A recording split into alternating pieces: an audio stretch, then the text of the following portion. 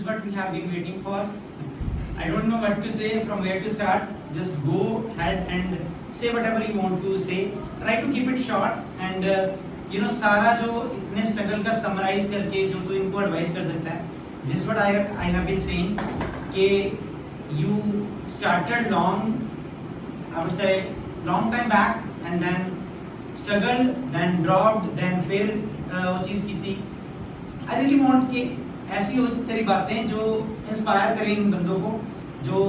10+2 हैं, जो ग्रेजुएट हैं और जो कभी भी इस वीडियो को देखें. They must find something in the video कि हाँ भाई क्या है क्या नहीं. Go ahead. हाँ जी. जो मैं स्टार्ट किया था मैं पहले लोग इंस्टीट्यूशन से धक्के खा के आया था जिदा आप करते हैं और यूट्यूब तो बहुत ज़्यादा वीडियो देखते हैं फिर थोड़ा मोटिवेट होते हैं फिर दोबारा नीचे सो पेपर दिता इतने आया मैं जल्दी सानू मैं कहा कि सर तुम मेरा पेपर भरा दो फटाफट लर्निंग कुछ नहीं सीखना कुछ नहीं मतलब कि मैंने बस करा दो मैंने इतना लगता ਸੀ ਮੈਨੂੰ ਆਉਂਦਾ ਆ क्योंकि इंस्टीट्यूशन ਦੇ ਵਿੱਚ ਜ਼ਿਆਦਾतर ਈਜ਼ੀ ਰੀਡਿੰਗ ਕਰਾਉਂਦੇ ਹੈਗੇ ਆ ਜਿਹਨਾਂ ਬੱਚੇ ਦਾ ਜਿਹੜਾ ਲੈਵਲ ਆ ਉਹਨੂੰ ਲੱਗਦਾ ਮੈਂ ਆਪ ਪੈਣਾ ਆ ਉਹਦੀ ਜਿਹੜੀ ਅਸਲੀ ਪਰਫਾਰਮੈਂਸ ਹੁੰਦੀ ਆ ਪਤਾ ਨਹੀਂ ਹੁੰਦਾ ਮੈਂ ਕੀ ਕਰ ਰਿਹਾ ਹਾਂ ਫॉर ਐਗਜ਼ਾਮ ਦੇ ਵਿੱਚ ਜਦੋਂ ਬੈਂਡ ਘਟ ਆਉਂਦੇ ਆ ਪਹਿਲੀ ਵਾਰ ਦੇ ਵਿੱਚ ਆ ਗਏ ਤੇ ਵਧੀਆ ਗੱਲ ਆ ਜੇ ਬਾਅਦ ਚੋਂ ਫਿਰ ਬੱਚਾ ਟੁੱਟਦਾ ਰਹਿੰਦਾ ਅੰਦਰੋਂ ਤੇ ਜਿੰਨਾ ਮੈਂ ਟੁੱਟਿਆ ਮੈਂ ਕੀ ਦੱਸਾਂ 2-2.5 ਸਾਲਾਂ ਚ ਮੇਥੇ ਇੱਕ ਵੀ ਇਦਾਂ ਦਾ ਕੋਈ ਸਟੂਡੈਂਟ ਨਹੀਂ ਜਿਹੜਾ ਮੈਨੂੰ ਜਾਣਦਾ ਹੋਵੇ ਇਹ ਮੈਂ ਹੁਣ ਦੁਬਾਰਾ ਆਇਆ ਕਿਸੇ ਨੂੰ ਫਿਰ ਮਤਲਬ 6ਵਾਂ ਅਟੈਂਪਟ ਆ ਮੇਰਾ ਹੁਣ ਕਲੀਅਰ ਹੋਇਆ ਤੇ ਇਹ ਸਾਰਾ clap for him.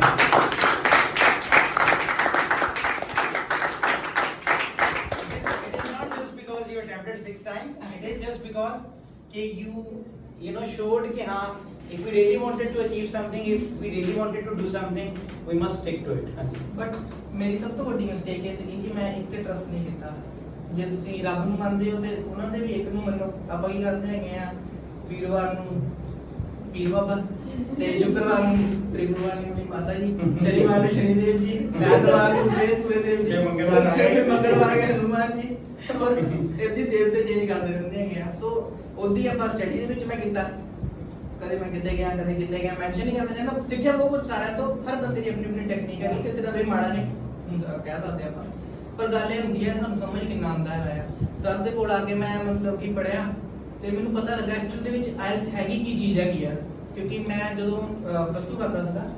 ਉਦੋਂ ਵੀ ਮੈਂ ਸਿਰਫ ਸਵੇਰੇ ਪੜ੍ਹਨਾ ਔਰ ਪੇਪਰ ਦੇ ਦੇਣਾ ਮਤਲਬ 3 ਵਜੇ ਤੋਂ ਲੈ ਕੇ ਜੋ 9 ਵਜੇ ਤੱਕ ਪੜ੍ਹਿਆ ਤਾਜ਼ਾ ਪੜ੍ਹ ਕੇ ਤਾਜ਼ਾ ਪੇਪਰ ਦੇ ਦੇਣਾ ਸੋ ਮੈਨੂੰ ਨਹੀਂ ਮਤਲਬ ਕਿ ਬੁੱਕਸ ਦੇ ਵਿੱਚ ਕੀ ਲਿਖਿਆ ਇਹਨਾਂ ਪਤਾ ਨਹੀਂ ਹੁੰਦਾ ਸੀਗਾ ਔਰ ਝੂਠ ਦਾ ਤੋਂ ਜਿਹੜਾ ਪਰਚੀਆਂ ਚ ਲਾਉਂਦਾ ਸੀਗਾ ਔਰ ਉਹ ਸਜ਼ਾ ਮਿਲਿਆ ਨਹੀਂ ਸੀਗਾ ਟੀਚਰ ਦੇ ਨਾਲ ਮੈਂ ਚੀਟ ਕੀਤੀ ਨਹੀਂ ਸਜ਼ਾ ਮਿਲੀ ਉਹ ਮੈਨੂੰ ਤੇ ਫਿਰ ਉਸ ਤੋਂ ਬਾਅਦ ਗ੍ਰੈਜੂਏਸ਼ਨ ਦੇ ਵਿੱਚ ਵੀ ਇੱਦਾਂ ਕੀਤਾ ਸੋ ਨੈਗੇਟਿਵਿਟੀ ਵੱਧਦੀ ਗਈ ਜਿੱਦਾਂ ਮਤਲਬ ਕਿ ਬੈਂਡ ਨਹੀਂ ਆਏ ਟਰਸਟ ਵੀ ਟੁੱਟਦਾ ਗਿਆ ਮੈਂ ਬਾਰ-ਬਾਰ ਚਲਾ ਜਾਂਦਾ ਸੀਗਾ ਕਿ ਨਹੀਂ ਹੁਣ ਨਹੀਂ ਕਰਨੀ ਫਿਰ ਮਤਲਬ ਮੋਟੀਵੇਟ ਹੋਣਾ ਵੀਡੀਓ ਦੇਖਣੀ ਨਾਲ ਦੇ ਬੱਚਿਆਂ ਦੇ ਆਉਂਦੇ ਸੀ ਫਿਰ ਮੈਂ ਕਹਿੰਦਾ ਨਹੀਂ ਹੋ ਸਕਦਾ ਹੈਗਾ ਇੱਕ ਹੋਰ ਕਰੈਕਟਰ ਹੈਗਾ ਜਿਹੜਾ ਮੈਂ ਮਤਲਬ ਕਿ ਤੁਹਾਨੂੰ ਦੱਸਣਾ ਚਾਹਾਂਗਾ ਕਿ ਬਹੁਤ ਜ਼ਿਆਦਾ ਵਧੀਆ ਹੈਗਾ ਤੁਸੀਂ ਵੀ ਆਪਣੀ ਲਾਈਫ ਦੇ ਵਿੱਚ ਕਿਸੇ ਨੂੰ ਐਜ਼ ਅ ਇੰਸਪੀਰੇਸ਼ਨ ਲਓ ਉਹ ਹੈਗਾ ਰੈਗਨਾਰ ਵਾਈਕਿੰਗਸ ਦੇਖਦਾ ਸੀਗਾ ਉਹਨੇ ਕਿੰਨੇ ਬੰਦਿਆਂ ਤੇ ਅਟੈਕ ਕੀਤੇ ਕਿੰਨਾ ਮਤਲਬ ਕਿ ਵੱਡਾ ਬੰਦਾ ਬਣ ਗਿਆ ਉਹ ਮਤਲਬ ਕਿ ਬਹੁਤ ਵਧੀਆ ਮਤਲਬ ਕਿ ਚੀਜ਼ਾਂ ਦੱਸਦੇ ਹੈਗੇ ਆ ਵੈਬ ਸੀਰੀਜ਼ ਦੇ ਵਿੱਚ ਇੰਗਲਿਸ਼ ਦੇ ਵਿੱਚ ਆਪਾਂ ਦੇਖਾਂਗੇ ਤਾਂ ਡਬਲ ਬੈਨੀਫਿਟ ਹੈਗਾ ਸਾਡੀ ਇੱਕ ਤਾਂ ਪ੍ਰੈਕਟਿਸ ਹੋ ਰਹੀ ਹੈ ਇਨਡਾਇਰੈਕਟਲੀ ਵੇ ਦੇ ਵਿੱਚ ਉਹ ਸਾਨੂੰ ਕੁਝ ਸਿੱਖਣ ਨੂੰ ਮਿਲ ਰਿਹਾ ਹੈਗਾ ਔਰ ਰੈਗਨਾਰ ਨੇ ਇੰਨੀਆਂ ਚੀਜ਼ਾਂ ਜਿੱਤਣ ਤੋਂ ਬਾਅਦ ਇਹਨਾਂ ਸਭ ਕੁਝ ਕਰਨ ਤੋਂ ਬਾਅਦ ਉਹ ਬੰਦਾ ਫਿਰ ਲਾਸਟ ਦੇ ਵਿੱਚ ਨਿਗਲੈਕਟ ਕਰ ਦਿੱਤਾ ਜਾਂਦਾ ਹੈਗਾ ਹਾਰਦਾ ਆ ਕਿੰਨੀ ਵਾਰ ਹਾਰਦਾ ਆ ਫਿਰ ਅਟੈਕ ਕਰਦਾ ਲਾਸਟ ਦੇ ਵਿੱਚ ਜਿੱਤ ਜਾਂਦਾ ਹੈਗਾ ਔਰ ਉਸ ਤੋਂ ਬਾਅਦ ਉਹ ਆਪਣੀ ਲਾਈਫ ਦੀ ਜਰਨੀ ਅੱਗੇ ਲੈ ਜਾਂਦਾ ਹੈਗਾ ਜਿੱਦਾਂ ਵੀ ਉਹ ਚੜ੍ਹ ਦੇਣਾ ਚਾਹੁੰਦਾ ਸੀਗਾ ਸੋ ਮੈਂ ਉਹਨੂੰ ਦੇਖਦਾ ਹੈਗਾ ਕਿ ਇੰਨਾ ਵੱਡਾ ਰਾਜਾ ਹੋ ਗਿਆ ਉਹਨੇ ਕੁੱਟ ਖਾਧੀ ਸਾਰਾ ਕੁਝ ਆਪਣੀ ਲਾਈਫ ਸੈਕਰੀਫਾਈਸ ਕੀਤੀ ਕਿਹਦੇ ਪਿੱਛੇ ਗੋਲ ਪਿੱਛੇ ਔਰ ਮੈਂ ਨਹੀਂ ਚਾਹੁੰਦਾ ਸੀਗਾ ਕਿ ਮੈਂ ਇਦਾਂ ਮਤਲਬ ਕਿ ਕੁਝ ਕਰਕੇ ਇੰਗਲੈਂਡ ਚਲਾ ਜਾਵਾਂ ਕਿ ਹੁਣ ਬੈਂਡ ਨਹੀਂ ਆਏ ਔਰ ਇੱਥੋਂ ਭੱਜਣ ਦੀ ਕੋਸ਼ਿਸ਼ ਕਰਾਂ ਕਿਉਂਕਿ ਇਹ ਮੇਰੀ ਜ਼ਿੰਦਗੀ ਦਾ ਸਭ ਤੋਂ ਵੱਡਾ ਰਿਗਰੈਟ ਹੋਣਾ ਸੀਗਾ ਜਿੱਦਾਂ ਕਿ ਮੈਂ ਆਪਣੇ ਬ੍ਰਦਰ ਮੇਰਾ ਆਇਆ ਗਿਆ ਉਹ ਬਾਹਰੀ ਗੱਲ ਹੈ ਉਹਨੂੰ ਮੈਂ ਸਰਕਾਰੀ ਐਗਜ਼ਾਮ ਦੀ ਤਿਆਰੀ ਲਈ ਲਾਇਆ ਕਿਉਂਕਿ ਮੇਰੀ ਲਾਈਫ ਦੇ ਵਿੱਚ ਮੈਨੂੰ ਰਿਗਰੈਟ ਹੈਗਾ ਕਿ ਮੈਂ +2 ਤੋਂ ਬਾਅਦ ਪੜ੍ਹਿਆ ਨਹੀਂ ਮੈਂ ਕਿਹਾ ਸੇਵ ਕਰਨੇ ਔਰ ਉਹ ਗਲਤੀ ਕੀਤੀ ਜੇ ਮੈਂ ਗਵਰਨਮੈਂਟ ਪੇਪਰ ਦੀ ਤਿਆਰੀ ਕਰਦਾ ਸ਼ਾਇਦ ਮੈਂ ਮੰਮਾ ਪਾਪਾ ਦੇ ਕੋਲ ਰਹਿੰਦਾ ਇੱਥੇ ਜੇ ਮੈਨੂੰ ਜੌਬ ਲੱਗ ਜਾਂਦੀ ਮੈਂ ਕਿਉਂ ਧੱਕੇ ਖਾਣੇ ਸੀ ਬਾਹਰ ਜਾ ਕੇ ਉਹ ਪਲੈਨਿੰਗਾਂ ਕਰਨੀਆਂ ਸੀਗੀਆਂ ਪਰ ਚਲੋ ਉਹ ਗਲਤੀ ਮੈਂ ਕੀਤੀ ਮੈਂ ਨਹੀਂ ਚਾਹੁੰਦਾ ਮੇਰਾ ਭਰਾ ਵੀ ਕਰੇ ਉਹਨੂੰ ਜਾਂਦੇ ਮੈਂ ਉੱਥੇ ਫਸਾਤਾ +2 ਤੋਂ ਬਾਅਦ ਮੈਂ ਕਿਹਾ ਤੂੰ ਇਹੀ ਕਰ ਪਹਿਲਾਂ ਔਰ ਇਹ ਗਲਤੀ ਦਾ ਮੈਨੂੰ ਪੂਰੀ ਜ਼ਿੰਦਗੀ ਰਿਗਰੈਟ ਰਹੇਗਾ ਔਰ ਸਜ਼ਾ ਵੀ ਮਿਲੇਗੀ ਹੁਣ ਦੂਰ ਕਰ ਦਿੰਦੇ ਜਾ ਕੇ 5-7 ਸਾਲ ਪਰ ਸਰ ਦਾ ਮੈਂ ਸ਼ੁਕਰਗੁਜ਼ਾਰ ਹਾਂ। ਮਤਲਬ ਲਾਈਫ ਦੇ ਵਿੱਚ ਮੈਂ ਇੱਕ ਵੇਜ ਡਿਪੈਂਡੈਂਟ ਬੰਦਾ ਬਣਨਾ ਸੀਗਾ ਇੱਥੇ ਰਹਿ ਕੇ। ਹੁਣ ਮੇਰਾ ਸ਼ੋਸ਼ਣ ਨਹੀਂ ਹੋਊਗਾ ਇੱਥੇ ਕੰਪਨੀ ਦੇ ਅੰਦਰ। ਹੁਣ ਮੈਂ ਥੋੜਾ ਬਚੂੰਗਾ, ਉੱਥੇ ਜਾ ਕੇ ਫਿਊਚਰ ਸੈੱਟ ਕਰਨ ਦੀ ਕੋਸ਼ਿਸ਼ ਕਰੂੰਗਾ। ਔਰ ਜੇ ਆਪਾਂ ਖੁਦ ਸੈੱਟ ਹੋਵਾਂਗੇ ਤਾਂ ਆਪਾਂ ਕਿਸੇ ਹੋਰ ਦੀ ਵੀ ਹੈਲਪ ਕਰ ਸਕਦੇ ਹੈਗੇ ਆ। ਔਰ ਸਰ ਨੇ ਮਤਲਬ ਕਿ ਸਰ ਇੱਕ ਬਹੁਤ ਵੱਡੀ ਐਗਜ਼ਾਮਪਲ ਹੈਗੇ ਆ। ਮਤਲਬ ਜਿੰਨੇ ਇੰਸਟੀਟਿਊਸ਼ਨ ਦੇ ਵਿੱਚ ਮੈਂ ਗਿਆ, ਮੈਂ ਬਹੁਤ ਚੀਜ਼ਾਂ ਦੇਖੀਆਂ। ਇੰਸਟੀਟਿਊਸ਼ਨ ਕਿਉਂ ਚੱਲ ਰਹੇ ਹੈਗੇ ਆ? Just profit making. ਉਹਨਾਂ ਦਾ ਮਤਲਬ ਹੈਗਾ ਆ ਸਿਰਫ ਪੈਸਾ ਬਣਾਉਣਾ। ਬਟ ਸਰ ਦੇ ਕੋਲ ਮੈਂ ਬਹੁਤ ਚੀਜ਼ਾਂ ਸਿੱਖੀਆਂ। ਸਰ ਨੇ ਕਦੇ ਪੈਸੇ ਵਾਸਤੇ ਨਹੀਂ ਪੜਾਇਆ। ਜੇ ਮੈਂ ਕਹਾਂ, ਮੈਨੂੰ ਕਦੇ ਫੀਸ ਦੀ ਟੈਨਸ਼ਨ ਹੀ ਨਹੀਂ ਹੋਈ। 2-2.5 ਸਾਲ ਘੱਟ ਨਹੀਂ ਹੁੰਦੇ। ਔਰ ਬਾਰ-ਬਾਰ ਆਣਾ ਔਰ ਐਗਜ਼ਾਮ ਦੀ ਫੀ ਵੀ ਕੱਢਣੀ, ਉਹ ਸਾਰਾ ਕਰਨਾ ਬਹੁਤ ਔਖਾ ਹੁੰਦਾ। ਪੇਰੈਂਟਸ ਨੇ ਸਾਥ ਦਿੱਤਾ, ਬਟ ਫਿਰ ਵੀ ਅੱਗੇ ਮਤਲਬ ਕਿ ਕਦੇ ਮੈਨੂੰ ਅੱਜ ਤੱਕ ਨਹੀਂ ਮੈਨੂੰ ਕਿਹਾ ਗਿਆ ਕਿ ਫੀਸ ਜਾਂ ਕੋਈ ਵੀ ਗੱਲ। ਔਰ ਹਮੇਸ਼ਾ ਮਤਲਬ ਕਿ ਸਰ ਅੱਗੇ ਵਧੇ ਹੈਗੇ ਆ। ਮੈਂ ਕਿੰਨੇ ਬੱਚੇ ਦੇਖੇ ਜਿਨ੍ਹਾਂ ਦੀ ਸਰ ਨੇ ਹੈਲਪ ਕੀਤੀ ਹੈਗੀ ਆ ਹਰ ਚੀਜ਼ ਦੇ ਵਿੱਚ। ਔਰ ਲਾਸਟ ਟਾਈਮ ਜਿਹੜਾ ਉਹਦਾ ਅਟੈਂਪਟ ਸੀਗਾ, ਇਹਦੇ ਵਿੱਚ ਜੋ ਸਰ ਨੇ ਮੇਰੀ ਹੈਲਪ ਕੀਤੀ ਹੈਗੀ ਆ, ਉਹਦਾ ਮਤਲਬ ਇਹ ਹੈ ਟਰਸਟ ਕਰੋ। ਜੇ ਤੁਸੀਂ ਕਰਨਾ ਚਾਹੁੰਦੇ ਹੈਗੇ ਆ ਕੁਝ ਚੀਜ਼, ਟਰਸਟ ਕਰੋ ਇੱਕ ਬੰਦੇ ਤੇ। YouTube ਦੇ ਵਿੱਚ ਬਹੁਤ ਵੇ ਤੁਹਾਨੂੰ ਮਿਲਣੇ ਹੈਗੇ। ਤੁਸੀਂ ਘੁੰਮ ਕੇ ਥੱਕ ਹਾਰ ਕੇ ਫਿਰ ਉੱਥੇ ਹੀ ਆ ਜਾਣਾ ਹੈਗਾ ਜ਼ੀਰੋ ਤੇ। ਪ੍ਰੋਗਰੈਸ ਤੁਹਾਡੀ ਸ਼ੁਰੂ ਹੋਣੀ ਆ, ਬਟ ਫਿਰ ਬੈਕ ਆ ਜਾਣੀ ਹੈਗੀ, ਬਿਕੋਜ਼ ਉਹ ਕੋਈ ਵੀ ਕੰਟੈਂਟ ਫ੍ਰੀ ਛੋੜਨਾ ਮਿਲਦੇ ਲੱਗੇ ਹੈਗੇ। ਉਹ ਬਹੁਤ ਸਮਝਦਾਰ ਹੈਗੇ ਆ। ਉਹ ਥੋੜੀ ਜਿਹੀ ਗੱਲਾਂ ਦੱਸਦੇ ਬਸ ਅਟਰੈਕਟ ਕਰਦੇ ਹੈਗੇ ਆ। ਇੱਕ ਜਿਹਨੂੰ ਕਹਿੰਦੇ ਹੈਗੇ ਆ ਗੋਲਡਨ ਲਾਈਨ, ਆਪਣੇ ਉਹਦੇ ਵਿੱਚੋਂ ਉਹ ਦਿਖਾ ਦਿੰਦੇ ਹੈਗੇ ਆ। ਬੱਚਾ ਇੰਪ੍ਰੈਸ ਹੋ ਜਾਂਦਾ, ਆਪਣੇ ਵੱਲ ਇੰਪ੍ਰੈਸ ਛੱਡ ਦਿੰਦਾ, ਦੈਨ ਵਿੱਚ ਜਾ ਕੇ ਲਟਕ ਜਾਂਦਾ, ਫਿਰ ਵਾਪਸ ਆਉਂਦਾ ਹੈਗਾ ਆ। ਮੇਰੇ ਵਾਲਾ ਸੀਨ। ਸੋ ਲਾਈਫ ਨਾ ਖਰਾਬ ਕਰੋ, ਜਲਦੀ ਐਲਸ ਕਲੀਅਰ ਕਰੋ, ਕਰਦੇ ਨੇ ਪੈਸੇ ਵੀ ਨਾ ਵੇਸਟ ਕਰੋ ਔਰ ਅਚੀਵ ਕਰੋ ਵਧੀਆ ਸਕੋਰ ਔਰ ਜਾਓ। ਕੋਈ ਇੱਕ ਐਡਵਾਈਸ ਵਿਕਾਸ, ਸਾਰੇ ਇੰਨੀ ਸਟਰਗਲ ਕਰਨ ਤੋਂ ਬਾਅਦ ਕੋਈ ਇੱਕ ਐਡਵਾਈਸ ਇਹਨਾਂ ਨੂੰ ਕਹਿਣਾ ਚਾਹੀਦਾ ਕਿ ਆਹ ਚੀਜ਼ ਇਦਾਂ ਨਹੀਂ, ਇਦਾਂ ਸਟਿਕ ਹੋ ਜਾਓ, ਉਹ ਉੱਥੇ ਬਹੁਤ ਵਧੀਆ ਰਹੇਗਾ। ਉਹ ਚੀਜ਼ ਨੂੰ ਨਾ ਫਿਰ ਆਪਾਂ ਗਾਂ ਲੈ ਕੇ ਜਾ ਸਕਦੇ ਹਾਂ। ਆਹ ਤਾਂ ਤੂੰ ਐਡਵਾਈਸ ਬਹੁਤ ਵਧੀਆ ਕੀਤੀ ਕਿ YouTube ਨਾ ਫੜੋ ਜਾਂ ਇਹ ਨਾ ਕਰੋ। ਦਿਸ ਨਥਿੰਗ ਰੋਂਗ ਅਗਰ YouTube ਤੇ ਵੀ ਕੋਈ ਸਿਖਾਉਂਦਾ ਪਿਆ, ਬਟ ਹਾਂ ਮਤਲਬ ਤੇਰੇ ਹਿਸਾਬ ਨਾਲ ਜੇ ਸਾਰੇ ਸਟਰਗਲ ਨੂੰ ਰੈਪ ਅਪ ਕਰਕੇ ਆਪਾਂ ਸ਼ਾਰਟ ਵੇ 'ਚ ਕਿਸੇ ਇੱਕ ਬੱਚੇ ਨੂੰ ਸਮਝਾਉਣਾ ਹੋਵੇ ਕਿ ਕੀ ਕਰਨਾ ਚਾਹੀਦਾ ਉਹਨਾਂ ਨੂੰ ਇਨੀਸ਼ੀਅਲੀ? ਸਭ ਤੋਂ ਵੱਡੀ ਚੀਜ਼ ਹੈਗੀ ਆ ਪਲੈਨਿੰਗ। ਸਟਰਕਚਰ ਬਣਾਓ। ਤੁਹਾਨੂੰ ਕਿਸ ਚੀਜ਼ ਦੇ ਵਿੱਚ ਫੇਸ ਤੁਸੀਂ ਕਰ ਰਹੇ ਪ੍ਰੋਬਲਮਸ ਕਿੱਥੇ ਹੁੰਦੀ ਹੈ? ਜਦੋਂ ਆਪਾਂ ਬੋਲਣਾ ਹੁੰਦਾ ਕਿਸੇ ਨਾਲ, ਸੈਂਟੈਂਸ ਸਟਰਕਚਰ ਚਾਹੀਦੀ ਹੈ। SVO ਜੋ ਸਰ ਹਮੇਸ਼ਾ ਕਹਿੰਦੇ ਹੈਗੇ ਆ, ਕਰ ਲਓ SVO ਦੇ ਕੰਮ ਆਪਾਂ ਨਹੀਂ ਕਰਦੇ ਹੈਗੇ ਆ। ਆਪਾਂ ਕਹਿੰਦੇ ਹੈਗੇ ਆ ਸਰ ਆਹ ਟਾਸਕ ਮੇਰਾ ਕਨੈਕਟ ਕਰ ਰਿਹਾ ਹੈਗਾ। ਆਪਾਂ ਪਹਿਲਾਂ ਕਨੈਕਟੀਵਿਟੀ ਵੱਲ ਫੋਕਸ ਕਰਦੇ ਹੈਗੇ ਆ। ਮਤਲਬ ਕਿ ਸਾਡਾ ਸੀਕੁਐਂਸ ਕਿੱਥੇ ਹੈਗਾ? ਆਪਾਂ ਕੋਈ ਵੀ ਚੀਜ਼ ਪਲਾਨ ਕਰਦੇ ਹੈਗੇ ਆ, ਕੁਝ ਨੰਬਰ 1 2 3 4 ਇਦਾਂ ਚੱਲਦੇ ਹੈਗੇ ਆ। ਉਹਦੇ ਵਿੱਚ ਸਭ ਤੋਂ ਪਹਿਲੇ ਇੱਕ ਸੈਂਟੈਂਸ ਸਟਰਕਚਰ ਐਂਡ ਲਾਸਟ ਤੇ ਹੈਗਾ ਆ ਸਾਡਾ ਉਹ ਕਨੈਕਟੀਵਿਟੀ ਦੇਖਣਾ ਕੰਮ। ਬਟ ਆਪਾਂ ਪਹਿਲਾਂ ਫੋਕਸ ਕਰਦੇ ਕਨੈਕਟੀਵਿਟੀ ਤੇ। ਆਪਾਂ ਸੈਂਟੈਂਸ ਸਟਰਕਚਰ ਨੂੰ ਦੇਖਦੇ ਨਹੀਂ ਹੈਗੇ ਆ, ਬਿਕੋਜ਼ ਸੈਂਟੈਂਸ ਸਹੀ ਹੋਊਗਾ, ਇੱਕ ਗੱਲ ਸਹੀ ਹੋਊਗੀ ਤਾਂ ਹੀ ਤਾਂ ਕਨੈਕਟ ਕਰੇਗਾ। ਸੈਂਟੈਂਸ ਸਟਰਕਚਰ ਤੋਂ ਯਾਦ ਆਇਆ, ਟੋਕਨ ਲਗਾ ਰਾਈਟਿੰਗ ਦੇ ਵਿੱਚ ਕਨਕਲੂਜਨ ਨਹੀਂ ਭਾਜੀ ਲੈ ਕੇ ਆਏ, ਫਿਰ 6.5 ਹੁਣ ਉਹਦਾ credit to let's clap for Suman took a risk purposefully। time ਹੈਗਾ ਵਾ ਪਰ ਕਨਕਲੂਜਨ ਨਹੀਂ ਲਿਖਣਾ ਠੀਕ ਆ, ਜੋ ਮੈਂ ਲਿਖ ਦਿੱਤਾ ਮੈਨੂੰ ਲੱਗਦਾ ਸਹੀ ਆ। ਉਹਦੇ ਵਿੱਚ ਹੁਣ ਤੈਨੂੰ ਰਿਗਰੈਟ ਹੈਗਾ ਵਾ ਜਾਂ ਨਹੀਂ ਹੈਗਾ? ਸਾਨੂੰ ਤਾਂ ਬਹੁਤ ਆ, ਮਨ ਕਰਦਾ ਤੇਰੇ ਕੋਲ ਸਾਨੂੰ ਮਾਰੀਏ ਕਿ ਕਿਤੇ 0.5 1 ਬੈਂਡ ਕੀ ਪਤਾ 7.5 ਹੋ ਜਾਂਦੇ। ਉਹਦੇ ਵਿੱਚ I really want you to advise ਅਮ੍ਰਿਤ ਕਿ ਅਗਰ ਭਾਜੀ ਚੱਲੇ ਆ ਨਾ 6.5 ਮੈਨੂੰ ਇਦਾਂ ਲੱਗਦਾ ਸ਼ਾਇਦ ਅਗਰ ਮੈਂ ਕਨਕਲੂਜਨ ਲਿਖਦਾ, ਕਿਉਂਕਿ ਅੱਜ ਤੱਕ ਮੇਰੇ ਜਿਨ੍ਹਾਂ ਨੇ ਮੈਨੂੰ ਸਿਖਾਇਆ ਸੀ ਟੀਚਰ ਨੇ, ਉਹਨਾਂ ਨੇ ਨਹੀਂ ਕਦੀ ਕਿਹਾ ਕਿ ਕਨਕਲੂਜਨ ਸਕਿਪ ਕਰ ਦੋ। ਪਤਾ ਨਹੀਂ ਤੇਰੇ ਦਿਮਾਗ 'ਚ ਕਿੱਥੋਂ ਆਇਆ, I don't know, maybe someone guided you ਕਿ ਅਗਰ ਤੂੰ ਵਧੀਆ ਲਿਖਦਾ ਜਾਂ ਕਨਕਲੂਜਨ ਲਿਖਣ ਦੀ ਲੋੜ ਨਹੀਂ। ਬਟ ਆਪਾਂ ਤਾਂ ਅੱਜ ਤੱਕ ਸੁਣਿਆ ਵੀ ਨਹੀਂ, ਨਾ ਕਦੀ ਕਿਸੇ ਨੇ ਐਡਵਾਈਸ ਕੀਤਾ। ਉਹਦੇ ਲਈ ਤੇਰਾ ਅਮ੍ਰਿਤ ਨੂੰ ਕੀ ਸੁਜੈਸ਼ਨ ਹੈ ਕਿ ਵੀਰ ਜੇ ਤੂੰ ਟਾਰਗੇਟ ਕਰਦਾ ਪਿਆ 7.5 ਆਹ ਚੀਜ਼ ਫੜ ਲਈ। ਮੈਨੂੰ ਲਿਖਣ ਤੇ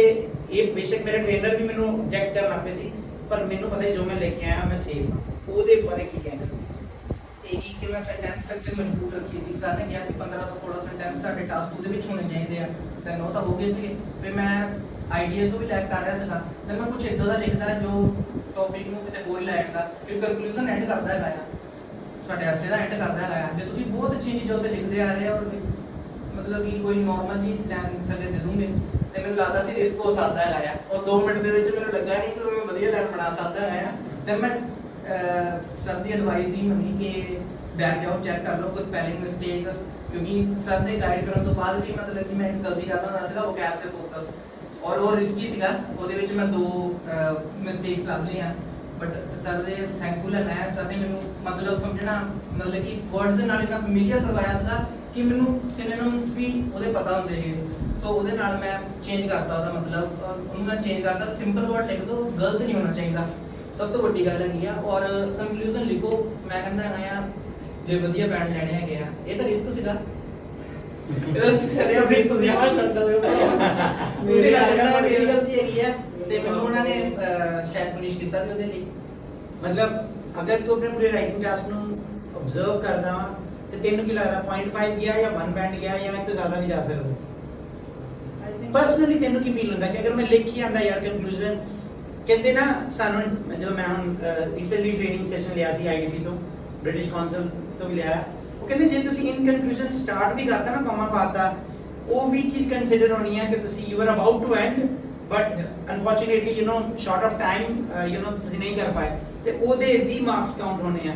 ਈਵਨ ਅਸੀਂ ਉਸ ਪਰਸਪੈਕਟਿਵ ਨੂੰ ਵੀ ਦੇਖਿਆ ਜਾਵੇ ਕਿ ਤੈਨੂੰ ਕੀ ਲੱਗਦਾ ਕਿ ਬਈ 0.5 ਘੱਟ ਹੋ ਜਾਂ 1 ਬੈਂਡ, ਤੈਨੂੰ ਪਰਸਨਲੀ ਕੀ ਲੱਗਦਾ? ਆਈ ਥਿੰਕ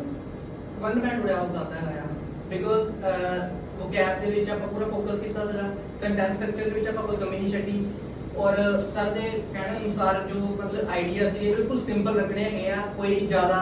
ਕ੍ਰੀਏਟੀਵਿਟੀ ਨਹੀਂ ਦਿਖਾਣੀ ਹੈਗੀ ਆ, ਬਿਕੋਜ਼ ਐਗਜ਼ਾਮੀਨਰ ਨੇ ਸਾਰੀ ਚੀਜ਼ਾਂ ਅਬਜ਼ਰਵ ਕਰਨੀਆਂ ਹੈਗੀਆਂ ਆ। ਔਰ ਆਪਾਂ ਕਦੇ ਮਤਲਬ ਕਿ ਅਗਰ ਲੈਂਥ ਦੀ ਗੱਲ ਕੀਤੀ ਜਾਵੇ ਤਾਂ ਲੈਂਥ ਕਿਦਾਂ ਯੂ ਵਰ ਕੈਲਕੂਲੇਟਿਵ ਜਾਂ ਕੋਈ ਨਹੀਂ ਇੰਟਰੋ ਚੱਲ ਗਿਆ 90 ਵਰਡ ਕੋਈ ਗੱਲ ਨਹੀਂ? ਨਹੀਂ, ਮੈਂ ਸੈਂਟੈਂਸ ਨੂੰ ਦੇਖਦਾ ਹੁੰਦਾ ਸੀਗਾ,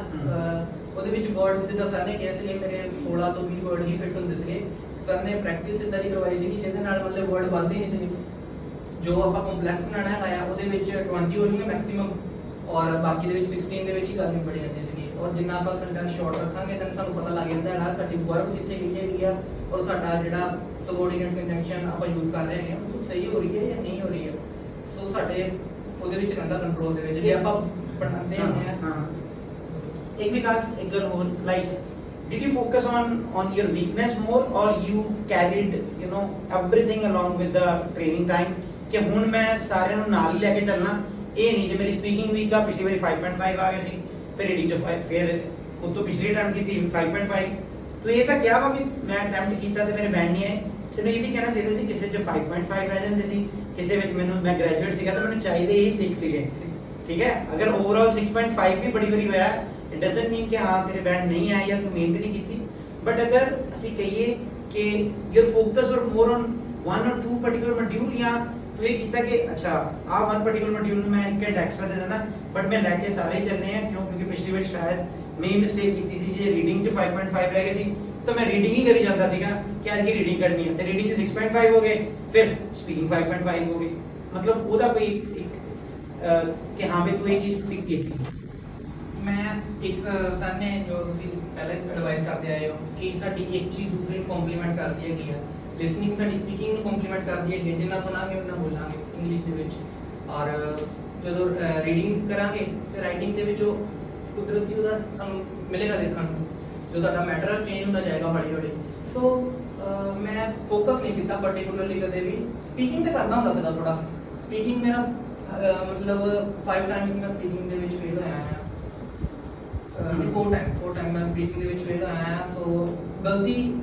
ਉਹਦੇ ਵਿੱਚ ਮੇਰੀ ਹੈਗੀ ਆ, ਕਿਉਂਕਿ ਮੈਂ ਬਹੁਤ ਜ਼ਿਆਦਾ ਨਰਵਸ ਹੋ ਜਾਂਦਾ ਹਾਂ ਉੱਥੇ ਜਾ ਕੇ, ਔਰ ਹਾਰਟ ਬੀਟ ਬਹੁਤ ਜ਼ਿਆਦਾ ਤੇਜ਼, ਮੈਨੂੰ ਨਹੀਂ ਪਤਾ ਕਿ ਕਿਉਂ ਇਦਾਂ ਹੁੰਦਾ ਹੈ। ਪੇਪਰ ਦੇ ਵਿੱਚ ਵੀ ਹਮੇਸ਼ਾ ਇੱਦਾਂ ਹੋਇਆ, ਟਾਸਕ ਜੋ ਹੈਗਾ ਮੇਰਾ 35 ਔਰ 40 ਮਿੰਟ ਦੇ ਵਿੱਚ ਖਤਮ ਹੋ ਜਾਂਦਾ 1 ਔਰ 2 20 ਮਿੰਟ ਦੇ ਵਿੱਚ ਲਿਖਿਆ ਮੈਂ ਉਹ ਵੀ ਦੱਸਦਾ ਮੇਰੀ ਮਤਲਬ ਜੋ ਗਲਤੀ ਹੈ, ਸਾਡਾ ਇੱਕ ਮਾਈਂਡ ਸੈਟ ਕਰ ਲੈਂਦਾ ਹੈ ਆਪਾਂ ਆਪਣੇ ਆਪ ਹੀ ਨਾ, ਆਪਣੇ ਸੋਚ ਉਧਰ ਹੀ ਬਣਾ ਲੈਂਦੇ ਆ ਕਿ ਯਾਰ ਮੈਨੂੰ ਇੰਨੇ ਦੇਰ 'ਚ ਹੀ ਹੋਣਾ, ਜਾਂ ਮੈਂ ਅੰਦਰ ਜਾਊਂਗਾ ਜੋ ਸਪੀਕਿੰਗ ਦੇ ਮੇਰੇ ਨਾਲ ਇੱਦਾਂ ਹੀ ਹੋਣਾ, ਮੇਰੀ ਹਾਰਟ ਬੀਟ ਤੇਜ਼ ਹੋ ਜਾਣੀ ਆ, ਉਹ ਆਪਾਂ ਥਿੰਕਿੰਗ ਬਣਾ ਲੈਂਦੇ ਉੱਦਾਂ ਹੀ ਹੋਣਾ, ਫੇ ਤੁਸੀਂ ਚੇਂਜ ਨਹੀਂ ਕਰ ਸਕਦੇ ਉਹਨੂੰ ਚੇਂਜ ਨਹੀਂ ਕਰ ਸਕਦੇ, ਇਸ ਲਈ ਮਾਈਂਡ ਸੈਟ ਬਣਾਓ। ਸਰ ਦੀ ਗੱਲਾਂ ਜੋ ਮਤਲਬ ਐਕਸਪੀਰੀਅੰਸ ਪਰਸਨ ਹੈਗਾ ਨਾ, ਹਮੇਸ਼ਾ ਉਹਦੀ ਗਾਈਡੈਂਸ ਲਓ, ਨਾਲ ਬੈਠੇ ਹੈਗੇ ਆ ਜੋ ਉਹਨਾਂ ਤੋਂ ਘੱਟ ਪੁੱਛੋ। ਔਰ ਜਦੋਂ ਮੈਂ ਮਤਲਬ ਤੁਹਾਡੇ ਵਿੱਚ ਬਹਿੰਦਾ ਹੁੰਦਾ ਸੀਗਾ, ਆਪਾਂ ਜਦੋਂ ਇਕੱਠੇ ਮਤਲਬ ਬੈਠੇ ਹੈਗੇ ਪ੍ਰੈਕਟਿਸ ਕਰਦੇ ਹੁੰਦੇ ਸੀਗੇ, ਉਦੋਂ ਜਦੋਂ ਤੁਸੀਂ ਮੈਨੂੰ ਪੁੱਛਦੇ ਸੀਗੇ ਕਿ ਭਾਜੀ ਤੁਸੀਂ ਵੀ ਪੇਪਰ ਦੇਣਾ ਤੇ ਕਿੰਨਵਾਂ ਅਟੈਂਪਟ ਤੁਹਾਡਾ, ਤੇ ਮੈਂ ਡਰਦਾ ਹੁੰਦਾ ਸੀਗਾ ਜੇ ਮੈਂ ਸੱਚ ਬੋਲੂੰਗਾ ਤਾਂ ਤੁਹਾਡਾ ਹੌਸਲਾ ਟੁੱਟਣਾ, ਜੇ ਮੈਂ ਝੂਠ ਬੋਲਿਆ ਤੇ ਮੈਂ ਰੱਬ ਵੱਲੋਂ ਫੇਰ ਮਤਲਬ ਕਿ ਬੈਠਾ ਕਲਾਸ 'ਚ ਝੂਠ ਬੋਲ ਰਿਹਾ ਹੈ, ਆਪਣੇ ਪਾਪਾ ਦੀ ਹੋਰ ਗਿਣਤੀ ਵਧਾਈ ਜਾ ਰਿਹਾ, ਉੱਦਾਂ ਵੀ ਘੱਟ ਹੈਗੇ ਆ, ਤੇ ਮਤਲਬ ਕਿ ਬੜਾ ਔਖਾ ਸੀਗਾ ਉਹ ਟਾਈਮ। ਮਤਲਬ ਕਿੱਦਾਂ ਦੱਸਾਂ ਮੈਂ, ਮਤਲਬ ਸਰ ਦਾ ਸ਼ੁਕਰਗੁਜ਼ਾਰ ਹੈਗਾ, ਮੈਨੂੰ ਕੱਢਤਾ ਸਰ ਨੇ ਇੱਕ ਨਰਕ ਦੇ ਵਿੱਚ, ਔਰ ਮੇਰੀ ਇੱਜ਼ਤ ਬਚ ਗਈ। ਮੈਨੂੰ ਬਹੁਤ ਜ਼ਿਆਦਾ ਮਤਲਬ ਇਸ ਗੱਲ ਦੀ ਖੁਸ਼ੀ ਹੈ ਕਿ ਸਰ ਪਾਪਾ ਦੀ ਕਮਾਈ ਜੋ ਹੈਗੀ ਆ ਸਹੀ ਪਾਸੇ ਲੱਗ ਗਈ। ਉਹਨਾਂ ਦਾ ਡ੍ਰੀਮ ਸੀਗਾ ਕਿ ਪਹਿਲਾਂ ਇਹਦੇ ਪਾਪਾ ਦੀ ਕਮਾਈ ਨਹੀਂ ਪਾਪਾ ਦੀ ਕਮਾਈ ਕਮਾਂਗਾ ਕਿਉਂਕਿ ਮੈਂ ਉਹਨਾਂ ਦਾ ਹੀ ਬੱਚਾ ਆ, ਠੀਕ ਆ। ਉਹਨਾਂ ਨੇ ਮੈਨੂੰ ਇੰਨਾ ਜੋਗਾ ਕੀਤਾ ਕਿ ਮੈਂ ਕਮਾਉਣਾ ਸ਼ੁਰੂ ਕੀਤਾ। ਉਹਨਾਂ ਦੀ ਕਮਾਈ ਹੈਗੀ ਆ, ਉਹਨਾਂ ਦੇ ਬਿਨਾਂ ਕੁਝ ਵੀ ਨਹੀਂ ਹੈਗੇ ਆ ਆਪਾਂ।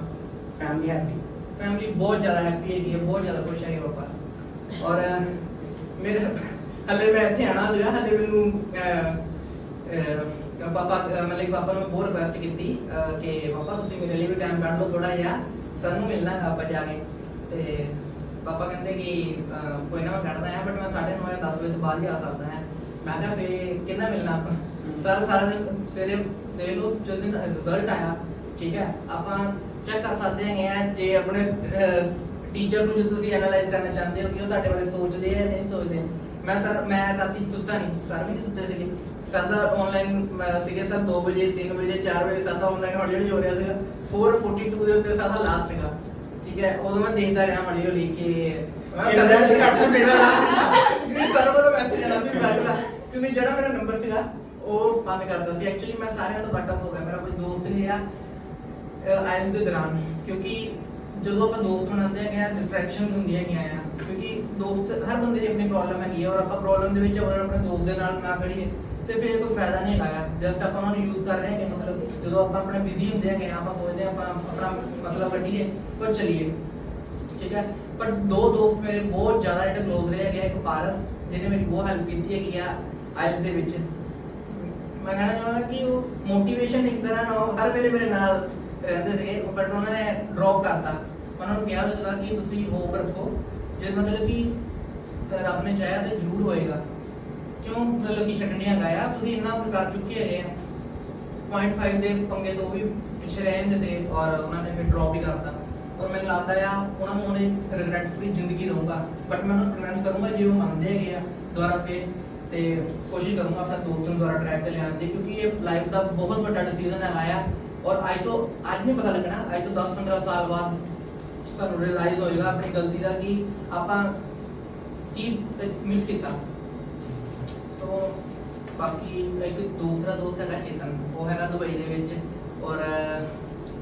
ਉਹ ਵੀ ਜਦੋਂ ਆਇਆ ਸੀਗਾ ਮੈਂ ਉਹਨੂੰ ਮਿਲ ਨਹੀਂ ਪਾਇਆ ਕਿਉਂਕਿ ਮੈਂ ਸਟੱਡੀ ਦੇ ਵਿੱਚ ਬਿਜ਼ੀ ਸੀਗਾ। ਔਰ ਮੈਨੂੰ ਮਤਲਬ 2 ਵਾਰ ਆਇਆ ਸੀਗਾ ਉਹ, ਦੀ ਮੈਰਿਜ ਸੀ ਉਹਦੇ, ਔਰ ਇੱਕ ਵਾਰ ਉੱਦਾਂ। ਤੇ ਮਤਲਬ ਬੜਾ ਦੁੱਖ ਹੋਇਆ, ਮੈਂ ਆਪਣੇ ਦੋਸਤ ਨਾਲ ਵੀ ਮਿਲ ਨਹੀਂ ਪਾਇਆ, ਬਟ ਮੈਂ ਦੂਰ ਰਹਿ ਰਿਹਾ ਸੀਗਾ ਸਾਰਿਆਂ ਤੋਂ, ਕਿਉਂਕਿ ਮੈਨੂੰ ਨੰਬਰ ਲੈਣੇ ਸੀਗੇ, ਮੈਨੂੰ ਸੀਗਾ ਕਿ ਮੈਰਿਜ ਕਰਨੀ ਹੈ। ਸੋ ਇਹਦੇ ਵਿੱਚ ਮੈਂ ਬਹੁਤ ਕੁਝ ਖਵਾਤਾ। हैप्पी लाइफ तो खत्म है मेरी सारी, ना कोई मेरा फ्रेंड दे to be very frank no girlfriend 4 girlfriend थी 4 कट आउट सेम टाइम नहीं हौली हौली किसी की कैपेसिटी 3 महीने में टूटी तो दूर है गया। ਤੇ ਕਈ ਵਾਰ ਮੈਂ ਆਪਣੀ ਗਰਲਫ੍ਰੈਂਡ ਨੂੰ ਰੈਸਟੋਰੈਂਟ ਘੁੰਮਦੇ ਦੇਖਿਆ ਜਦੋਂ ਮੈਂ ਟਿਊਸ਼ਨ ਤੋਂ ਪੜ੍ਹ ਕੇ ਘਰੇ ਜਾਂਦਾ ਹੁੰਦਾ ਸੀਗਾ, ਔਰ ਉਹ ਨਵਾਂ ਮੰਡੀ ਸੋ वो कुछ देखना पैंदा, बट मैंने अपनी फैमिली देख रही थी शेयर कर दी लेंगे बट मैंने अपनी फैमिली देख रही थी। ओके चल ठीक है, हम ज्यादा देते हैं ना विकास। एक चीज लास्ट चीज I really wanted to ask one thing. Did you have this perspective of life before you started IELTS? One thing, did IELTS actually change you personally? अगर मैं कहूँ अगर हम तो लाइफ ਦੇ ਵਿੱਚ ਕੋਈ ਵੀ ਚੀਜ਼ ਪੜ੍ਹੇਗਾ would you realize कि यार सच्ची जे मेहनत करिए तो ਆਪਾਂ ਕਰ ਸਕਦੇ ਹਾਂ ਕੋਈ ਵੀ ਚੀਜ਼, not only about IELTS, even ਆਪਾਂ ਵੀਜ਼ਾ ਲੈਣਾ ਜਾਣਾ ਉੱਥੇ ਮਿਹਨਤ ਕਰਨੀ ਜੌਬ ਲੱਭਣੀ ਕੁਝ, what did you actually conclude from everything ਕਿ ਆ ਸਟਰਗਲ ਪੀਰੀਅਡ ਦੇ ਵਿੱਚ ਮੈਂ ਗਿਵ ਅਪ ਨਹੀਂ ਕੀਤਾ, ਔਰ ਮੈਂ ਅਗਰ ਇਕੱਲੇ ਕਮਰੇ 'ਚ ਬਹਿ ਕੇ ਸੋਚਾਂ ਕਿ ਯਾਰ ਮੇਰੇ 'ਚ ਇੰਨਾ ਪੋਟੈਂਸ਼ੀਅਲ ਸੀਗਾ ਜਾਂ ਨਹੀਂ ਸੀਗਾ, ਵਟਐਵਰ ਇਟ ਵਾਸ, ਕਿ ਤੈਨੂੰ ਪਹਿਲਾਂ ਬੇਸਿਕ ਆਉਂਦੇ ਸੀ ਜਾਂ ਨਹੀਂ ਆਉਂਦੇ ਸੀ, ਤੂੰ ਉਹਨੂੰ ਕਲੀਅਰ ਕਰਨ ਤੋਂ ਬਾਅਦ ਤੂੰ ਆਪਣਾ ਮਾਈਂਡ ਨਹੀਂ ਬਣਾ ਪਾਇਆ ਕਿ ਨਹੀਂ ਯੂਜ਼ ਕਿੱਦਾਂ ਕਰਨੇ, ਤੂੰ you give up and you switch ਕਿ ਆਪਾਂ ਕੁਝ ਹੋਰ ਕਰ ਲਈਏ, ਚੱਲ ਜੀ ਫਿਰ ਆ ਗਏ, ਫਿਰ ਕੀਤਾ ਥੋੜਾ ਜਿਹਾ, ਫਿਰ ਛੱਡਤਾ। ਇਦਾਂ ਲੱਗਦਾ ਕਿ ਬਟ ਆਈ ਪਰਸਨਲੀ ਫੀਲ, ਮੈਨੂੰ ਇਦਾਂ ਲੱਗਦਾ ਪਿਆ ਕਿ ਅਗਰ ਮੈਂ ਵਿਕਾਸ ਵਾਲਾ ਐਟੀਟਿਊਡ ਲੈ ਕੇ ਲਾਈਫ 'ਚ ਜਾਊਂਗਾ ਨਾ ਕਿਸੇ ਵੀ ਚੀਜ਼ 'ਚ, ਚਾਹੇ ਆਪਣੇ ਕਰੀਅਰ ਨੂੰ ਲੈ ਕੇ ਚਾਹੇ ਕਿਸੇ ਵੀ ਚੀਜ਼ ਨੂੰ ਲੈ ਕੇ, I think I can be more successful. Do you think you actually found yourself? Definitely sir, ਜਦੋਂ ਪਾਪਾ ਨੇ ਮੈਨੂੰ ਮਨਾ ਕੀਤਾ ਸੀ ਪਲੱਸ 2 ਤੋਂ ਬਾਅਦ ਜਾਣ ਨੂੰ, ਮੈਂ ਪਾਪਾ ਤੋਂ ਖਿੱਚ ਗਿਆ ਸੀਗਾ, ਦੈਨ ਮੈਂ ਪੜ੍ਹਿਆ ਨਹੀਂ ਔਰ ਜਿਹਦੇ ਕਰਕੇ ਠੀਕ ਹੈ। ਔਰ 51% हाँ 51 और वो 51% ग्रेजुएशन ਦੇ ਵਿੱਚ ਮੇਰੀ ਪਰਸੈਂਟੇਜ ਆਈ ਸੀਗੀ ਔਰ ਮਤਲਬ ਕਿ ਉਹ ਮੇਰਾ ਰਿਗਰੈਟ ਹੈ ਮੇਰੀ ਲਾਈਫ ਦੇ ਵਿੱਚ ਉਹ ਵੀ 51% ਉਹ ਮੇਰੀ ਲਾਈਫ ਦੇ ਉੱਤੇ ਇੱਕ ਦਾਗ ਲੱਗ ਗਿਆ ਹੈਗਾ ਹੁਣ ਜਦੋਂ ਵੀ ਮੈਂ ਆਪਣੀ ਡਿਗਰੀ ਕਿਸੇ ਨੂੰ ਰੱਖਦਾ ਹੈਗਾ ਆਈ ਹੈਵ ਓਨਲੀ 51% ਮੈਨੂੰ ਕਹਿਣਾ ਪੈਂਦਾ ਔਰ ਮੈਨੂੰ ਸ਼ਰਮ ਆਉਂਦੀ ਉਸ ਵੇਲੇ ਔਰ ਅਗਲੇ ਪੁੱਛਦੇ ਹੈਗੇ ਆ ਕਿ ਇਹ ਕੀ ਆ ਬਟ ਫਿਰ ਮੈਨੂੰ ਰਿਅਲਾਈਜ਼ ਹੁੰਦਾ ਮੈਂ ਕਰ ਸਕਦਾ ਸੀਗਾ ਬਟ ਮੈਂ ਕੀਤਾ ਨਹੀਂ ਠੀਕ ਆ ਔਰ ਉਹ ਹੁਣ ਮੇਰੇ ਨਾਲ ਹੋ ਗਿਆ ਬਟ ਇਹਨੂੰ ਮੈਂ ਕਰ ਸਕਦਾ ਸੀਗਾ ਇਹ ਮੇਰੇ ਕੋਲ ਹੁਣ ਹੱਥ ਦੇ ਵਿੱਚ ਸੀਗਾ ਔਰ ਮੈਂ ਛੱਡਿਆ ਨਹੀਂ ਔਰ ਮੈਂ ਕਹਿੰਦਾ ਆਇਆ ਇਹ ਮੇਰੇ ਲਈ ਬਹੁਤ ਹੀ ਵੱਡੀ ਚੀਜ਼ ਹੈ ਔਰ ਮੈਂ ਕਹਿੰਦਾ ਕਿ ਰਿਸੈਸ਼ਨ ਆਇਆ ਕਹਿੰਦੇ ਕੈਨੇਡਾ ਦੇ ਵਿੱਚ ਅਮਰੀਕਾ ਦੇ ਵਿੱਚ ਰਿਸੈਸ਼ਨ ਚੱਲ ਰਿਹਾ ਹੁਣ ਭੱਜਣ ਵਾਲੇ ਨਹੀਂ ਹੈਗੇ ਆਪਾਂ ਕਿਤੇ ਵੀ ਭੇਜ ਦਿਓ ਆਪਾਂ ਮਿਹਨਤ ਕਰਾਂਗੇ ਹੁਣ ਠੀਕ ਹੈ ਕਿਉਂਕਿ 2.5 ਸਾਲ ਦੇ ਵਿੱਚ ਮੈਂ ਮਤਲਬ ਜੌਬ ਕਰਨੀ ਇੱਕ ਪਾਸੇ ਮਤਲਬ ਕਿ ਫੀਸ ਕੱਢਣੀ ਇੱਕ ਪਾਸੇ ਤਾਰ ਦੇਣੀ ਸੋ ਤੰਗੀ ਵੀ ਦੇਖ ਲਈ ਮਨ ਵੀ ਮਾਰ ਕੇ ਦੇਖ ਲਿਆ ਕਿਉਂਕਿ 버ਗਰ ਦਾ ਸ਼ੌਕੀਨ ਜਿਹੜਾ ਇੱਕ ਹਫਤੇ ਦੇ ਵਿੱਚ 7-8 버ਗਰ ਰਹਿਣ ਦਿੰਦਾ ਹੁੰਦਾ ਸੀਗਾ ਉਹ ਵੀ 버ਗਰ ਤੋਂ ਬਿਨਾਂ ਰਹਿਣ ਲੱਗ ਪਿਆ ਕਈ ਵਾਰ ਕੰਪਰੋਮਾਈਜ਼ ਕਰਨਾ ਪੈਣਾ ਕਿ ਉਹ 버ਗਰ ਇੱਧਰ ਆ ਗਿਆ ਉਹ 버ਗਰ ਸਾਨੂੰ ਲੱਗ ਤੇ ਨਹੀਂ ਸੱਚੀ ਰੈਸਟੋਰੈਂਟ ਤੋਂ ਬਾਹਰੋਂ ਜਦੋਂ ਮੈਂ ਲੰਘਣਾ ਮੰਡੀ ਵੀ 버ਗਰ ਹੈਗਾ ਆਪਣਾ ਜਦੋਂ ਮੈਂ ਲੰਘਣਾ ਮੇਰੇ ਮੂੰਹ 'ਚ ਪਾਣੀ ਆਣਾ ਬਟ ਮੈਂ ਕਹਿਣਾ ਨਹੀਂ ਯਾਰ ਜੇ ਮੈਂ ਇੱਥੇ 70 ਰੁਪਏ ਆਪਣੇ ਇਨਵੈਸਟ ਕਰਦਾ ਹਾਂ ਦੈਨ ਮੰਥਲੀ ਮੈਂ ਐਵਰੇਜ ਕਾਸਟ ਕੱਢ ਕੇ ਦੇਖਾਂ ਤਾਂ ਮੈਂ ਉਹਦੇ ਵਿੱਚ ਆਪਣਾ ਤੇਲ ਖਰਚਾ ਕਰ ਸਕਦਾ ਹਾਂ ਸੋ ਛੱਡ ਸੋ ਮੈਨੂੰ ਲੱਗਦਾ ਹੈ ਜੇ ਇਹ ਆਦਤ ਮੇਰੇ ਅੰਦਰ ਡਿਵੈਲਪ ਹੋ ਗਈ ਹੋਣੀ ਤਾਂ ਮੈਂ ਕੈਨੇਡਾ ਜਾ ਕੇ ਸਰਵਾਈਵ ਕਰ ਸਕਦਾ ਹਾਂ ਤੇ ਕਿਸੇ ਵੀ ਕੰਟਰੀ ਜਿੱਥੇ ਰੱਬ ਨੇ ਚਾਹਿਆ ਲੈ ਗਏ ਉੱਥੇ ਮੈਂ ਸਰਵਾਈਵ ਕਰ ਸਕਦਾ ਹਾਂ ਜੇ ਮੈਂ ਆਪਣੀ ਇੱਛਾ ਨੂੰ ਮਾਰ ਲਵਾਂਗਾ ਥੋੜੇ ਟਾਈਮ ਲਈ ਆਪਣੇ ਮਾਤਾ ਪਿਤਾ ਦੇ ਸੁਪਨੇ ਜਿਹੜੇ ਪੂਰੇ ਕਰ ਲਵਾਂ ਉਸ ਤੋਂ ਬਾਅਦ ਜ਼ਿੰਦਗੀ ਹੈਗੀ ਹੈ ਸਾਡੀ ਉਹਦੇ ਬਚ ਜਾਣੀ ਹੈ ਉਸ ਤੋਂ ਬਾਅਦ ਜੇ ਪੂਰੇ ਕਰ ਲਾਂਗੇ ਲਾਸਟ ਥਿੰਗ ਮੰਮੀ ਜੋ ਸਰ ਦੇ ਵਿੱਚ ਕੋਲੋਂ ਮੈਂ ਚੀਜ਼ ਸਿੱਖੀ ਹੈ ਕਿ ਮੰਮਾ ਪਾਪਾ ਨੇ ਪਿਆਰ ਉਹ ਮਤਲਬ ਸੱਚੀ ਗੱਲ ਹੈਗੀ ਆ ਮੈਂ ਮਤਲਬ ਪੇਰੈਂਟਸ ਤੋਂ ਖਿਜਿਆ ਪਿਆ ਸੀ ਨਾ ਗ੍ਰੈਜੂਏਸ਼ਨ ਦੇ ਵਿੱਚ ਬਟ ਇੱਥੇ ਆ ਕੇ ਬਹੁਤ ਚੀਜ਼ਾਂ ਸਭ ਤੋਂ ਸਿੱਖੀਆਂ ਮੈਂ ਹੈਲਪ ਕਿੱਦਾਂ ਕਰਨੀ ਕਿਸੇ ਦੀ ਉਹ ਵੀ ਕਿਸੇ ਨੂੰ ਦੱਸੇ ਬਿਨਾ ਕਿ ਲੋਕਾਂ ਨੂੰ ਪਤਾ ਵੀ ਲੱਗਦਾ ਕਿ ਮੇਰੀ ਮਤਲਬ ਕਿ ਹੈਲਪ ਹੋ ਚੁੱਕੀ ਹੈਗੀ ਆ ਔਰ ਮੇਰੀ ਮਤਲਬ ਕੋਈ ਕਿੰਨਾ ਕਰ ਰਿਹਾ ਹੈਗਾ ਠੀਕ ਹੈ ਇੱਕ ਅਕੈਡਮੀ ਦਾ ਤੁਹਾਨੂੰ ਐਕਸਪੀਰੀਅੰਸ ਦੱਸਦਾ ਹੈਗਾ ਮੈਂ ਚਲਾ ਗਿਆ ਉੱਥੇ ਜਿਹੜੀ ਲਾਸਟ ਅਕੈਡਮੀ ਮੈਂ ਗਿਆ ਸੀ ਨਾ ਉੱਥੇ ਮੇਰੇ ਨਾਲ ਥੋੜਾ ਸ਼ਰਤ ਹੋਈ ਸੀ ਉਹਨਾਂ ਨੇ ਕਿ ਤੁਹਾਡੀ ਸਪੀਕਿੰਗ ਦੇ ਵਿੱਚ ਬੈਂਡ ਕੱਢ ਕੇ ਦਵਾਂਗੇ ਸਪੀਕਿੰਗ ਦੇ ਵਿੱਚ ਬੈਂਡ ਕੱਢ ਕੇ ਦਵਾਂਗੇ ਮੈਂ ਕਿਹਾ ਠੀਕ ਹੈ ਇੰਪ੍ਰੈਸ ਬਹੁਤ ਵਧੀਆ ਕੀਤਾ ਉਹਨੇ ਪਹਿਲਾਂ ਬਟ ਜਦੋਂ ਮੈਂ ਅੰਦਰ ਵੜਿਆ ਨਾ ਉਦੋਂ ਮੇਰੇ ਕੋ ਹੁਣ ਜਿਸ ਬੰਦੇ ਨੇ 2.5 ਸਾਲ ਤੋਂ ਧੱਕੇ ਖਾ ਰਹੇ ਉਹ ਕਿੱਥੇ ਫੀਸਾਂ ਇੱਕਦਮ ਉਹਨੇ ਮਤਲਬ ਕਿ ਕਾਫੀ ਫੀਸ ਸੀ ਉਹ ਤੇ ਉਹ ਕਹਿੰਦੇ ਤੁਸੀਂ ਸਾਡੇ ਕੋਲ ਆਏ ਸਾਡੇ ਨਾਲ ਗੱਲ ਕੀਤੀ ਮਤਲਬ ਕਿ ਹੁਣ ਤੁਸੀਂ ਦੱਸੋ ਕੁਝ ਐਡਵਾਂਸ ਮਤਲਬ ਗੱਲ ਕਰਨ ਦਾ ਵੀ ਐਡਵਾਂਸ ਹੁੰਦਾ ਹੈਗਾ ਆ ਅਕੈਡਮੀ ਦੇ ਵਿੱਚ ਬਟ ਸਰ ਦੇ ਕੋਲ ਤੁਸੀਂ 4-5 ਦਿਨ ਪੜ੍ਹੋਗੇ ਉਸ ਤੋਂ ਬਾਅਦ ਵੀ ਤੁਸੀਂ ਮਤਲਬ ਖੁਦ ਸ਼ਰਮਿੰਦਾ ਫੀਲ ਕਰੋਗੇ ਮਹੀਨੇ ਬਾਅਦ ਜਾ ਕੇ ਕਿ ਬਈ ਮੈਂ ਫੀਸ ਨਹੀਂ ਦੇ ਰਿਹਾ ਹਾਂ ਜਾਂ ਕੁਝ ਵੀ ਬਟ ਸਰ ਨੇ ਕਦੇ ਨਹੀਂ ਕਿਹਾ ਹੈਗਾ ਮੇਰਾ ਮਤਲਬ ਮੈਂ ਐਗਜ਼ਾਮਪਲਸ ਨਹੀਂ ਦੇਣਾ ਚਾਹੁੰਦਾ ਕਿਉਂਕਿ ਮੇਰੇ ਨਾਲ ਦੇ ਕੋਈ ਹੈਗੇ ਆ ਗਰੁੱਪ ਦੇ ਵਿੱਚ ਮੈਂ ਰਿਹਾ 2-2.5 ਸਾਲ ਤੋਂ ਮੈਂ ਉੱਥੇ ਬੈਠ ਕੇ ਅਬਜ਼ਰਵ ਕਰ ਰਿਹਾ ਸੀ ਨਾ ਕਿ ਕੀ ਹੋ ਰਿਹਾ ਹੈਗਾ ਠੀਕ ਹੈ ਨਾ ਉਹ ਬਹੁਤ ਵੱਡੀਆਂ ਚੀਜ਼ਾਂ ਹੈਗੀਆਂ ਸਰ ਸਿਰਫ ਟੀਚਰ ਨਹੀਂ ਹੈਗੇ ਆ ਇੱਕ ਕਾਈਂਡ ਹਾਰਟਡ ਪਰਸਨ ਹੈਗੇ ਆ ਜਿਨ੍ਹਾਂ ਨੇ ਮਤਲਬ ਲਾਈਫ ਦੇ ਵਿੱਚ ਸਟਰਗਲ ਕੀਤੀ ਔਰ ਇਹ ਲੈਵਲ ਅਚੀਵ ਕੀਤਾ ਹੈਗਾ ਆ ਮਤਲਬ ਮੈਂ ਕਹਿੰਦਾ ਹੈਗਾ ਮੈਂ ਥੈਂਕਫੁਲ ਹੈਗਾ ਗੁਰੂ ਪੇਰੈਂਟਸ ਤੋਂ ਸਹੀ ਗੱਲ ਹੈ ਗੁਰੂ ਵੀ ਬੰਦੇ ਨੂੰ ਤਾਰਦਾ ਹੈਗਾ ਪੇਰੈਂਟਸ ਤੋਂ ਬਾਅਦ ਗੁਰੂ ਜੀ ਸਭ ਕੁਝ ਹੈਗਾ ਆ ਔਰ ਜੇ ਆਪਾਂ ਕਹੀਏ ਦੁਨੀਆ ਦੇ ਵਿੱਚ ਸਭ ਚੀਜ਼ਾਂ ਟੈਂਪਰੇਰੀ ਨਹੀਂ ਹੈਗੀਆਂ ਆ ਉਹਨਾਂ ਨੇ चल लास्ट थिंग तो इमोशनल लगा रहा जा रहे लास्ट थिंग कोई लास्ट टिप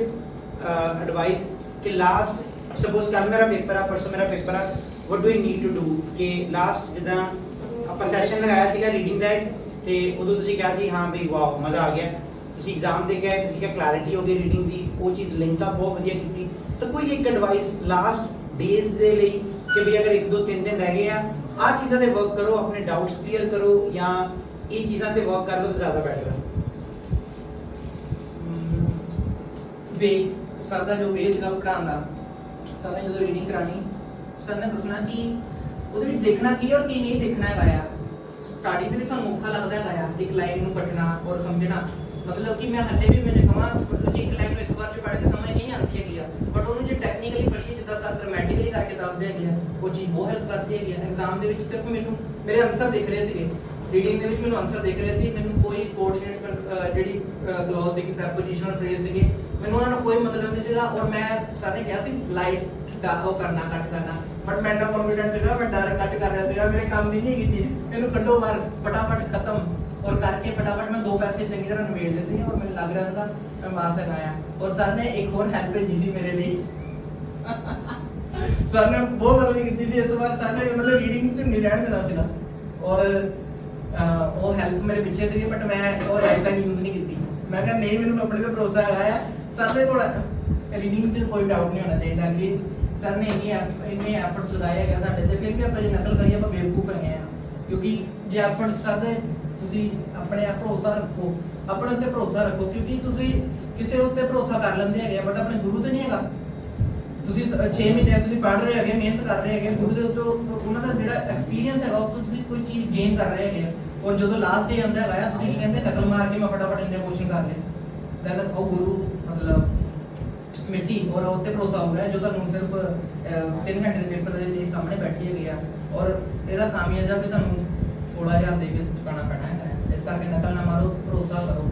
ਔਰ ਕੋਸ਼ਿਸ਼ ਕਰੋ ਇੱਕ ਦੇ ਨਾਲ ਸਟਿਕ ਕਰੋ YouTube ਤੇ ਵੀ ਨਾ ਜਾਓ YouTube ਦੇ ਉੱਤੇ ਸਟ੍ਰੈਟਜੀਜ਼ ਬਹੁਤ ਹੈਗੀਆਂ ਇੱਕ ਚੀਜ਼ ਨੂੰ ਕਰਨ ਦੀਆਂ ਸਟ੍ਰੈਟਜੀਜ਼ ਬਹੁਤ ਹੈਗੀਆਂ ਆ ਉਹ ਮੈਂ ਕਹਿੰਦਾ ਨਾ ਕਿ ਇੱਕ ਸਟ੍ਰੈਟਜੀ ਨਾਲ ਚਲੋ ਜਲਦੀ ਸਮਝ ਆਏਗਾ ਔਰ ਜਲਦੀ ਡਿਵੈਲਪਮੈਂਟ ਹੋਏਗੀ So let's wrap it up everything. Let's wrap it up.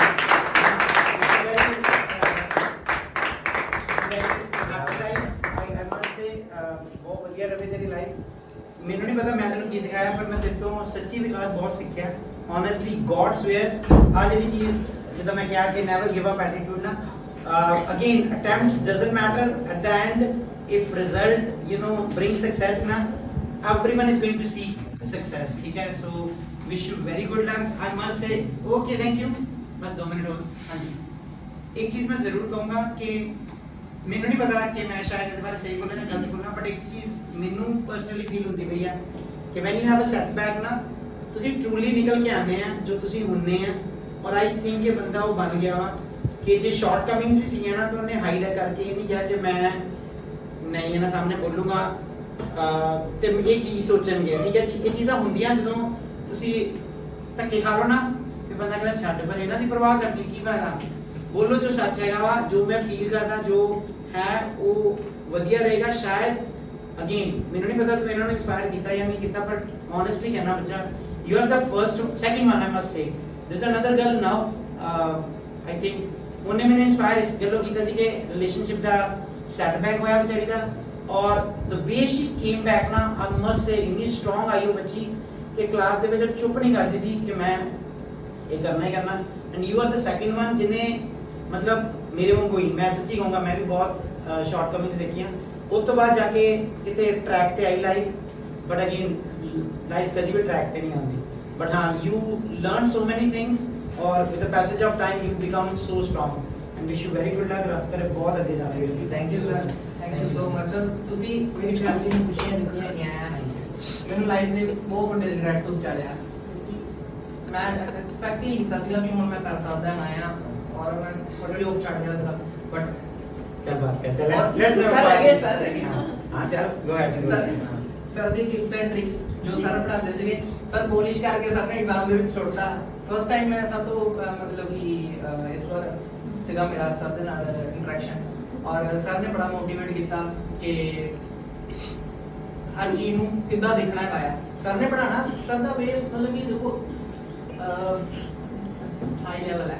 ਮੈਂ ਕਹਾਂ ਜਿਸ ਵੇਲੇ ਜਦੋਂ ਸਟਾਰਟਿੰਗ 'ਚ ਮੈਂ ਆਇਆ ਸੀਗਾ ਨਾ ਮੈਂ ਕੱਲ ਕੋਈ ਸੀਗਾ ਮੈਂ ਕਿ ਕੀ ਹੋ ਰਿਹਾ ਹੈ ਇਹਦੇ ਨਾਲੋਂ ਤਾਂ ਟੈਂਸ ਮੈਨੂੰ ਪਹਿਲਾਂ ਸੌਖਾ ਲੱਗਦਾ ਸੀਗਾ ਜਦੋਂ ਸਰ ਨੇ ਹੁਣ ਕਰਤਾ ਪਰ ਹੌਲੀ ਹੌਲੀ ਉਹ ਚੀਜ਼ਾਂ ਸਮਝ ਆਉਣੀਆਂ ਸ਼ੁਰੂ ਹੋਈਆਂ ਬਟ ਸਰ ਦੇ 2 ਸਟ੍ਰੈਟਜੀਜ਼ ਇੱਥੇ ਅਵੇਲੇਬਲ ਹੈਗੀਆਂ ਆ ਜੇ ਤੁਸੀਂ ਹੁਣ ਕਿਹਦੇ ਨਾਲ ਜਾਣਾ ਚਾਹੁੰਦੇ ਹੋ ਤੁਹਾਡੀ ਮਰਜ਼ੀ ਹੈਗੀ ਆ but try to stick with one ਜੋ ਸਰ ਹਮੇਸ਼ਾ ਕਹਿੰਦੇ ਹੈਗੇ ਆ ਇਹ ਐਕਚੁਅਲੀ ਲੀਥਲ ਕੰਬੀਨੇਸ਼ਨ ਹੈਗਾ ਕਿਉਂਕਿ ਵੇ ਅਲੱਗ-ਅਲੱਗ ਹੁੰਦਾ ਹੈ ਸੋ ਕਨਫਿਊਜ਼ ਨਾ ਹੋ ਇੱਕ ਤੇ ਭਰੋਸਾ ਕਰੋ ਔਰ ਦੈਨ ਕੰਪਲੀਟ ਕਰੋ ਸਰ ਨੇ ਜੋ ਸਟ੍ਰੈਟਜੀ ਦੱਸੀ ਸੀ ਉਹ ਲਾਸਟ ਉਹਦੇ ਵਿੱਚ ਐਮਸੀਕਿਊਜ਼ ਪੜਾਏ ਸੀਗੇ ਔਰ ਐਮਸੀਕਿਊਜ਼ ਦੀ ਜਗ੍ਹਾ ਮੈਂ ਹੈਡਿੰਗ ਕਰ ਲਈਆਂ ਔਰ ਕਲੀਅਰ ਹੋ ਗਈਆਂ ਔਰ ਸਹੀ ਹੋ ਗਈਆਂ ਬਹੁਤ ਸਹੀ ਮਤਲਬ ਸਰ ਦਾ ਬਹੁਤ ਹੈਲਪਫੁਲ ਹੈ ਰੀਡਿੰਗ ਦੇ ਵਿੱਚ ਇਸ ਤਰ੍ਹਾਂ ਸਰ ਨੇ ਬਹੁਤ ਕੀਤੀ ਚਲ ਰਿਲੈਕਸ ਕਰ ਆਪਕੋ ਸੁਣ ਲਿਆ